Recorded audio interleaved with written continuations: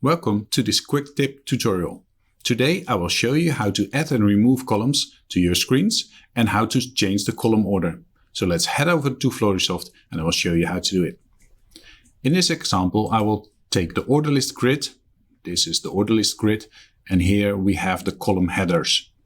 To change the column order, press the Ctrl key on your keyboard, left click with the mouse and drag the column to the position where you want to have it. Let go and it's placed.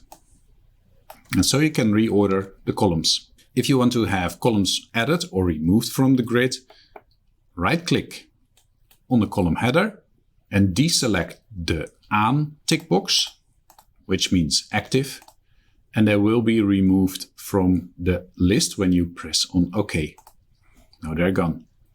If you want to have a column added to this grid, right click in the column header, scroll through the list or press Ctrl-Shift-F on the keyboard and you will get a search screen.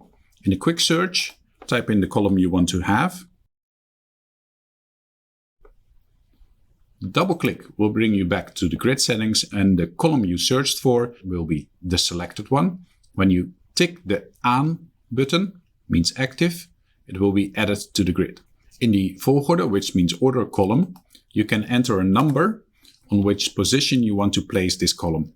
So click on OK and the deselect, which is the S tick box, will be added to this list and now you can move it to the first position.